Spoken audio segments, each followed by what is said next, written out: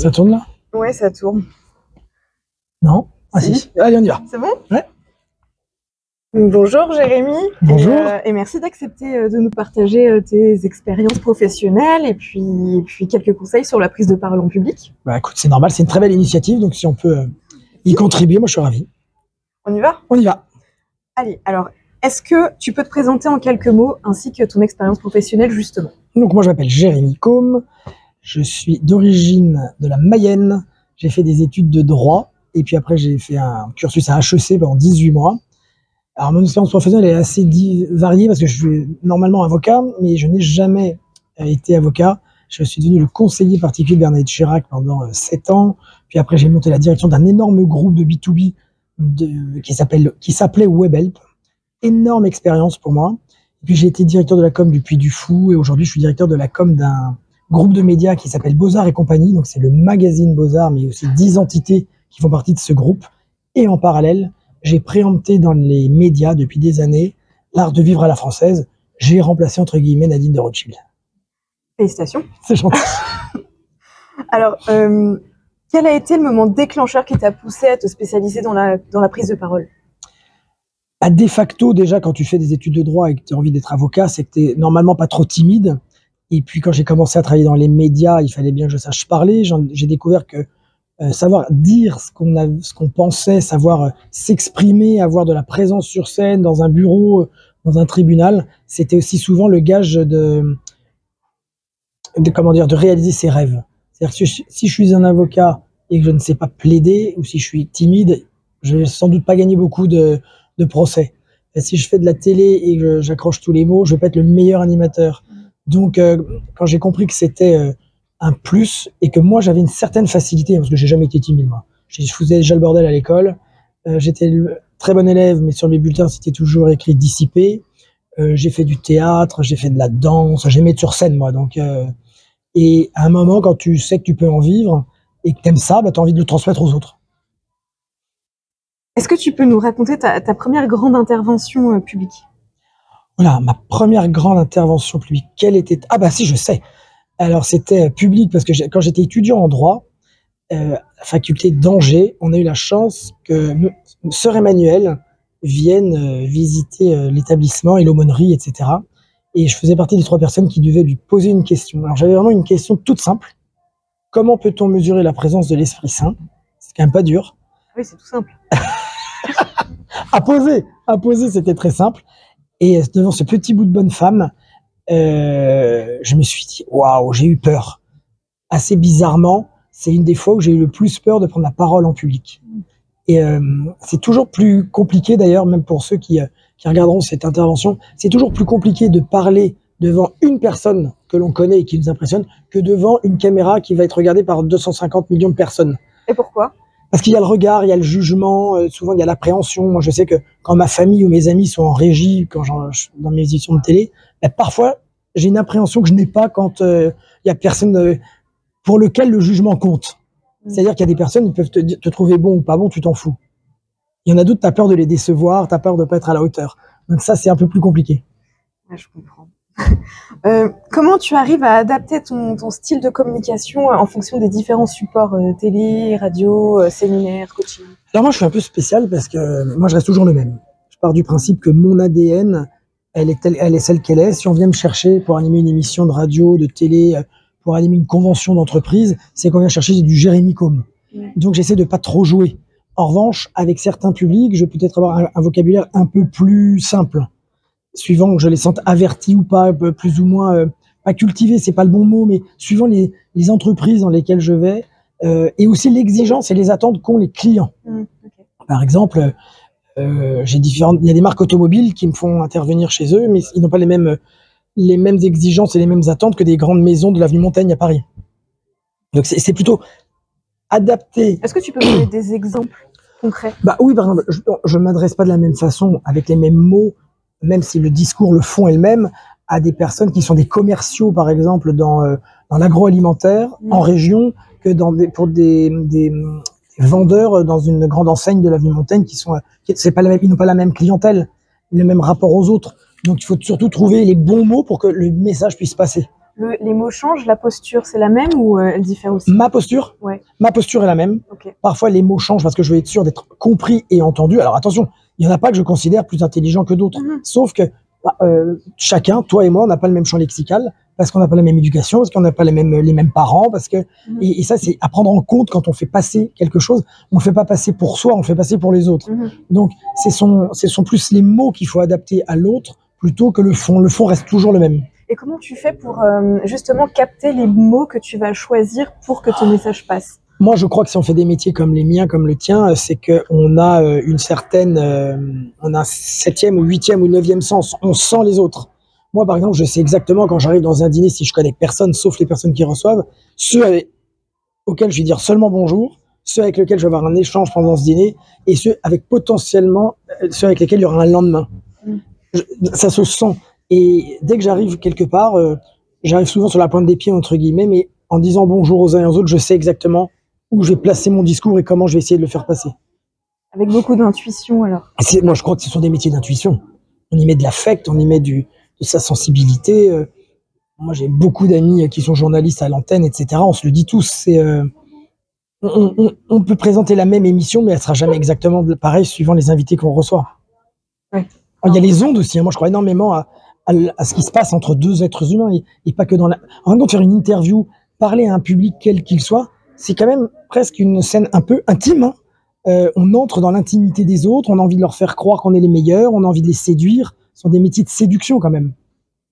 Si on dit à un commercial, il faut que tu vendes 3 bagnoles par an, c'est moins motivant que si tu lui expliques que cette voiture est quand même peut-être la plus jolie création de la maison depuis 20 ans. Enfin, quand tu prends les bons mots, tu emmènes plus loin les personnes avec lesquelles tu travailles, je pense. Ok. En tant que journaliste, est-ce que tu as une méthode particulière pour capter et conserver l'attention des auditeurs? Tu viens de nous parler des mots, mais est-ce qu'il y a autre chose? Bien sûr, il y a le regard. C'est très important. Comment on regarde la personne à laquelle on parle. Alors, il faut la fixer, mais il ne faut pas non plus la fixer trop, parce que ça peut l'embarrasser, donc son regard va fuir. Déjà, la façon dont on dit bonjour, quand on serre la main, une poignée de main molle, déjà, on se dit que tu n'es pas un super bon intervenant. Après, moi, je crois énormément à l'humour. C'est-à-dire je dis toujours qu'on peut travailler beaucoup et dur, mais d'une façon joyeuse. Mais c'est pareil dans des interventions. On peut faire tout passer avec un peu de légèreté, de gaieté et d'humour. Et ça, je pense, il faut aussi capter les autres, c'est aussi les faire participer. Moi, je donne aussi des cours à des étudiants. Je leur dis, vous n'allez pas m'écouter pendant 6 heures. Je suis pas un prêtre. Je viens pas prêcher. En revanche, vous avez une question, vous me la posez. C'est de l'interaction. Il faut vraiment faire participer les autres pour que on ait le sentiment d'être plutôt à une conversation de comptoir au café du coin, plutôt que d'être avec une espèce de prix Nobel qui vient vous dire que lui, il est le meilleur et que vous êtes nul. Donc la simplicité. Moi, je crois énormément à la simplicité. Est-ce que tu as des rituels, des habitudes spécifiques pour maintenir un haut niveau de performance en termes de prise de parole? Là, ce serait mentir que de dire oui. Non, parce que je crois vraiment à la rencontre, moi. Il y a des matins, j'arrive, je suis épuisé, et c'est pourtant là que je vais être le meilleur. Il y a des jours où j'ai dormi pendant deux jours entiers, et puis je vais être moins bon. La prise de parole, c'est pas qu'une question, c'est pas moi tout seul, c'est moi et les autres, ou moi et l'autre. Donc c'est vraiment, c'est quelque chose qui se construit à plusieurs, et on peut être le meilleur orateur et être nul si jamais on sent qu'en face, les gens n'en ont rien à foutre, par exemple. Alors on peut dire que cette interview va être géniale comme t'as plus de voix. C'est vrai que je suis à faune, c'est quand même... Les cordeliers sont les plus mal chaussés. Moi, j'ai de la chance. Est-ce que je peux te parler de ta spécialité, les bonnes manières? Bien sûr. Comment tu as découvert l'importance des bonnes manières dans la communication? Alors déjà, moi, les bonnes manières, c'est éducatif. J'ai été éduqué comme ça. Quand j'ai commencé à faire de l'antenne, j'étais chez Christine Bravo dans une émission qui s'appelait Douce France, qui passait le samedi soir à 19h, et je représentais les Pays de la Loire, qui est ma région. Et quand j'apportais à la rédaction les sujets en fonction de la thématique de l'émission, j'avais les sujets toujours les plus codés, les plus bourgeois, les plus aristos. Et quand j'ai vu l'intérêt que portait le public à mes sujets, je me dis, il y a peut-être quelque chose à faire. Et moi, ce qui m'intéresse, c'est que j'aime transmettre, je le dis souvent, mais c'est vrai, et que je sois dans des entreprises, que je sois avec des étudiants, avec des élèves, à la radio, à la télé, dans mes bouquins, j'explique toujours d'où viennent les codes. Parce qu'en fin de compte, dans la communication, ça fonctionne si tu apprends quelque chose. Aujourd'hui, si tu viens dire à des personnes, moi j'ai le savoir et vous êtes nuls, le bilan il est proche du zéro. En revanche, quand tu expliques pourquoi, parce que dans les codes à la française, il y a toujours une raison historique, sociale, pratique. Et moi, c'est ça que j'aime décortiquer, le pourquoi. Vous savez pourquoi on fait ça? Vous savez pourquoi on remplit le verre d'eau? Bah, dites-le moi. Pourquoi la serviette est là? Pourquoi? Pourquoi on tient la porte? Pourquoi? Pourquoi l'homme monte dans les escaliers? Pourquoi? Et ça devient plus une histoire de culture générale. Et moi, je dis toujours que quand on sait ce qu'il faut faire, on peut s'autoriser à ne pas le faire. Et il y a aussi beaucoup de personnes qui, socialement sur leur éducation, n'ont pas reçu ces codes. Et pour autant, et heureusement, la méritocratie leur permet d'accéder à des postes importants. Et moi, dans des gros cabinets d'avocats, j'ai souvent des associés qui sont anciens depuis 15 ans et qui me disent oh, si seulement je vous avais rencontré plus tôt, parce que je sais que quand je suis à table, je me tiens pas bien, parce que j'ai pas les codes et que je suis jugé. Et moi, je dis toujours que c'est alléger, c'est enlever la pierre du sac à dos. C'est comme quelqu'un qui va passer son premier entretien, il peut être très bon, si jamais il s'assoit avant qu'on lui dise, pour la personne en face, ça peut être important, et ça peut déjà être un mauvais point. Ça fait 2 fois que tu me parles du jugement des autres. En quoi le jugement est important dans la prise de parole en public? Ah bah, le jugement est hyper important. C'est-à-dire que si jamais tu n'es pas crédible, si jamais en prenant la parole, on ne croit pas en toi, si on te juge comme étant pas un bon orateur, hautain, mondain ou nul, bah forcément on te juge et tout ce que tu auras dit n'aura pas énormément de portée ou de résonance chez la personne qui t'a jugé. Donc il y a quand même des codes à savoir et qu'il faut maîtriser pour la prise de parole en public, ça j'en suis convaincu. Mais qu'est-ce qui fait qu'une personne te trouvera... Comment tu sais qu'une personne va te trouver nulle et une autre non? Ça se sent. Ça se sent dans l'intérêt qu'elle te porte, dans le regard qu'elle pose sur toi, dans les questions qu'elle te pose ou qu'elle ne te pose pas. Moi, c'est très prétentieux, mais souvent quand je prends la parole, il y a très peu de personnes sont sur leur téléphone portable. C'est déjà un bon comment dire, signal. Oui, effectivement. Qui t'a inspiré le plus dans ton parcours? Alors moi, tant en tant que spécialiste des bonnes manières qu'en tant qu'orateur. Alors moi, j'ai eu de la chance. J'ai été toujours confronté à des... Moi, j'ai été le secrétaire particulier de Bernadette Chirac. Donc, elle est quand même... elle était très charismatique. Ensuite, j'ai travaillé pour un énorme groupe qui s'appelait Webel, qui était fondé par Frédéric Jousset et Olivier Duhat, qui sont 2 amis, mais qui sont pour moi des génies, et qui prenaient très bien la parole, de façon différente d'ailleurs. Donc j'ai travaillé avec Nicolette Villiers, qui est un orateur incroyable.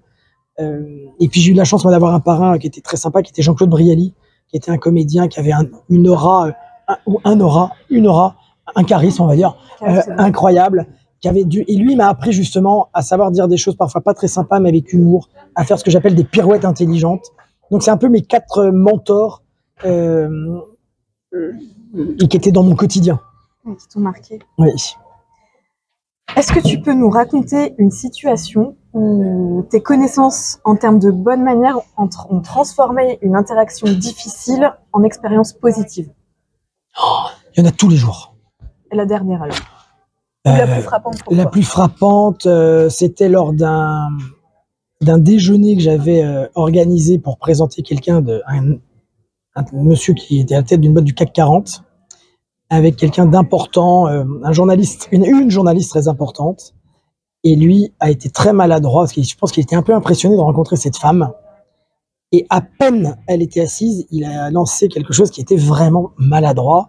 Et là, je me suis dit, c'est à toi de prendre ta baguette magique.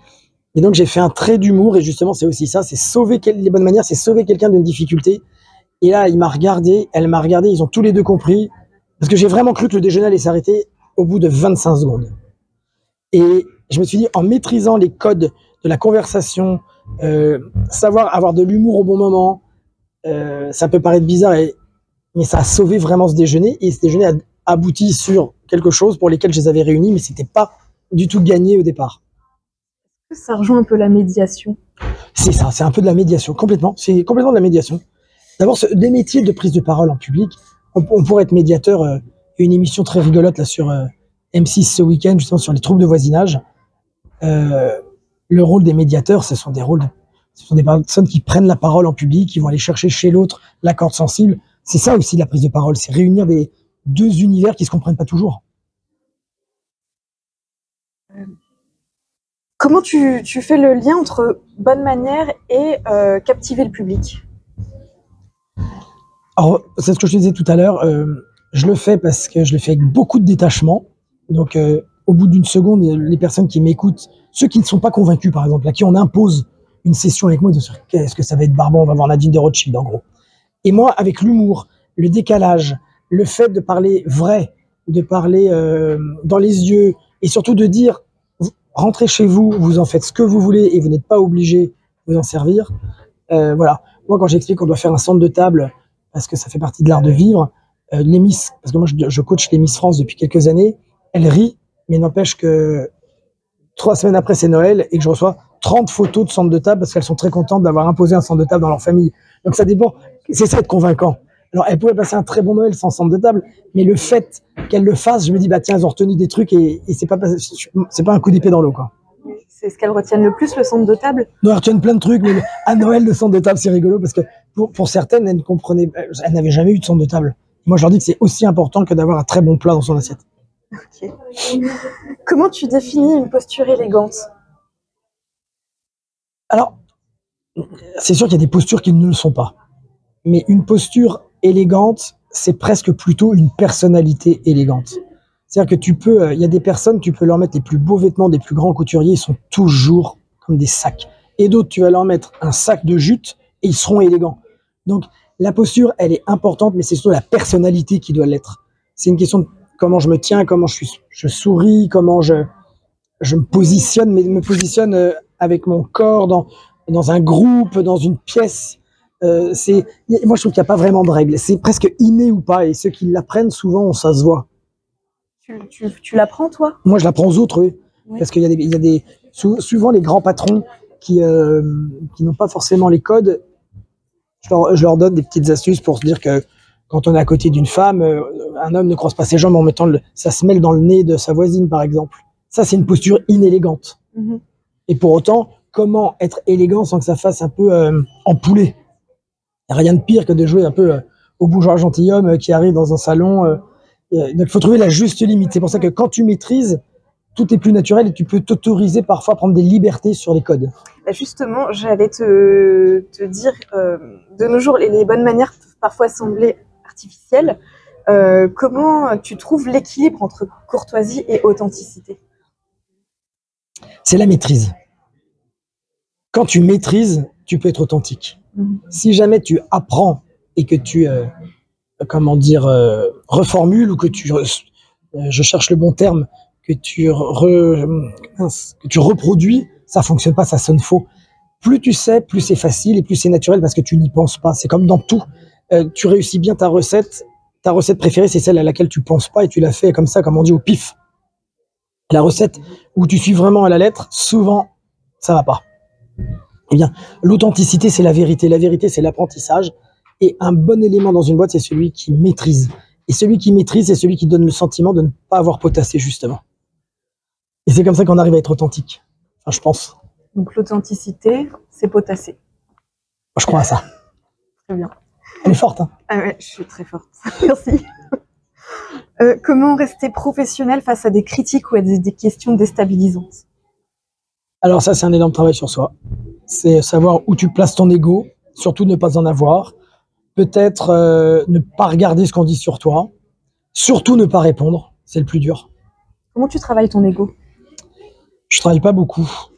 Il y a une période de ma vie, mais là aujourd'hui à 50 ans, où je me fous qu'on m'aime ou qu'on m'aime pas. Moi, quand j'ai travaillé avec Madame Chirac, le jour de mon départ, elle est venue, elle m'a fait un très joli discours. Elle n'était jamais venue à aucun discours, à aucun départ. Et elle a toujours dit avec Monsieur Côme, c'est blanc ou c'est noir, ce n'est jamais gris. Et moi, j'essaie de pas être gris. Et quand on me juge, c'est que souvent, on me trouve gris. Et pour moi, c'est assez excluant. J'ai plus envie de faire d'efforts. Donc mon ego, évidemment, je préfère qu'on m'aime. Mais si on m'aime pas, c'est plus le drame de ma vie. Ça a arrêté d'être un drame quand? Quand tu vis des choses un peu plus importantes que ta propre petite personne. Moi, j'ai un filleul qui est mort à l'âge de 19 ans. Il a eu une crise cardiaque sur la plage. Là, je me suis dit que mon important était ailleurs, quoi. Enfin, et j'en ai bavé pour reprendre l'antenne, etc. C'est vraiment. Et je me suis dit, pour lui, je dois continuer vraiment. Et en même temps, je vis. Je suis avec mes parents. C'est un peu bateau, hein, c'est un peu remettre l'église au milieu du village, mais je crois quand même que ce sont des événements comme ça, quand on fait des métiers comme les miens, qui te permettent de dire, attends, ça va, quoi, calme-toi, ma chemise à rayures, c'est pas très grave. Je parle non plus. On n'a pas des métiers où on invente le vaccin qui va sauver le monde, hein. Donc il faut aussi relativiser. Moi, j'adore, j'ai envie de transmettre, j'aime faire, j'aime la radio, j'aime la télé, j'aime écrire, j'aime animer, mais il y a aussi des chercheurs qu'on connaît pas, qui gagnent trois clopinettes et qui nous sauvent quand même. Donc voilà. Merci. Je t'en prie. Est-ce que tu penses que l'art oratoire sans le respect des bonnes manières, ça fonctionne quand même? Oui, parce que il y a de très bons, alors on dit plus rappeurs, je vais passer encore pour un boomer, mais il y a de très bons, la musique urbaine, des chanteurs urbains qui n'ont pas forcément les codes et qui pour autant sont de très bons orateurs et qui ont des textes très profonds, pas avec mes codes, mais pour donc et on peut regarder, la nouvelle génération utilise les codes des bourgeois et des codes et souvent les bonnes manières, hein. Moi, j'ai été sollicité là par un chanteur urbain qui voulait potentiellement qu'on fasse quelque chose parce qu'il est intrigué par mon univers et moi, je suis autant intrigué par le sien. Ce qu'il y a d'intéressant, c'est le mélange des gens, hein. C'est toujours la transmission. Moi, j'ai envie d'apprendre des choses. Et qu'est-ce que tu transmets en premier dans ce cas-là? Le respect de l'autre. Donc, respecter l'autre, c'est avoir la tenue qui correspond. Moi, je dis souvent à mes étudiants, si votre grand-mère, vous savez que c'est important pour elle et qu'elle aime vous voir un peu bien habillé et que vous arrivez en jogging avec des claquettes, vous savez que vous lui faites pas plaisir, c'est pas la respecter. Et vous, le fait de vous habiller un tout petit peu par votre grand-mère, ça vous enlève pas votre fond. Et quand tu expliques ça, ils comprennent. C'est vraiment, il faut s'adapter, il faut pas changer, mais on a le droit d'adapter quelques petits trucs par rapport à ceux qui vous reçoivent. Moi, quand je vais voir mes parents, par exemple, avec lesquels je m'entends vraiment très bien, parfois je me dis, ce pull, machin, ma mère l'aime pas trop, bah, j'ai suffisamment de jours pour le mettre sans lui imposer ce jour-là. Parce que je sais que ça lui fera plaisir que j'ai un autre pull. Enfin, c'est. Et de quel pull on parle?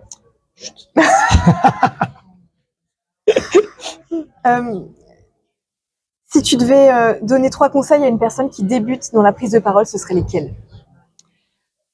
S'enregistrer avec son téléphone pour voir le type de langage que l'on a. Les E, les A, les BA, etc. C'est insupportable. En revanche, chez vous, vous préparez votre texte, vous mettez votre téléphone et vous le répétez et vous allez vous écouter. En 3 séances, vous n'allez plus commettre de fautes. C'est pareil, filmez-vous ou demandez à quelqu'un de vous filmer pour voir comment vous êtes avec... Et quand vous prenez la parole en public devant une assemblée, vous fixez quelqu'un au 3e rang à gauche et vous prenez quelqu'un au 17e rang à droite. Comme ça, quand vous parlerez, vous ferez nananananana. Et ça permet de ne pas être le petit chien derrière la voiture, vous savez, qui est comme ça. C'est avoir des points de repère qui vous permettent de balayer en étant un peu plus posé qu'être un chien fou devant une assemblée. Mais l'enregistrement est primordial pour des débutants. Merci. Je t'en prie. Alors, je vais te poser 10 questions auxquelles je vais te demander de répondre en un seul mot. Je suis pas un garçon facile, hein, c'est pas gagné. Hein. Ça va, t'es prêt? Je suis prêt. Allez. Ton rituel de préparation en un mot. Préparation pour l'oral? Oui. Avoir une voix. D'habitude, je fais hyper attention à ma voix. Donc, Non, mais c'est très bien. Le mot que tu prononces le plus souvent en public? Commettre. Commettre.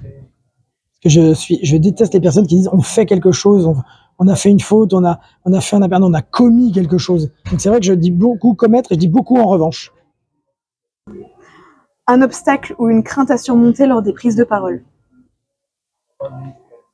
Bah de sentir que l'assemblée, c'est un mot, bah le vide abyssal dans l'assemblée, où tu sens que tout le monde s'en branle. Très bien. Un mentor ou un modèle inspirant en un mot?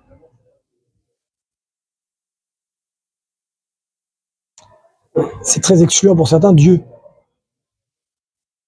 Un outil essentiel pour capter l'attention? La bienveillance. Une qualité indispensable pour un orateur? La vérité. Ta plus grande force en tant qu'orateur? Mon humour. Un mot qui décrit ton ressenti avant de monter sur scène ou prendre la parole? Excitation. Ta collation préférée avant de prendre la parole? Un verre de vin rouge. C'est pas ce que t'as pris aujourd'hui. J'ai pris un café. Un mot pour décrire la clé du succès en prise de parole? Merci. Ben merci. Merci à toi. longue vie parce que c'est super.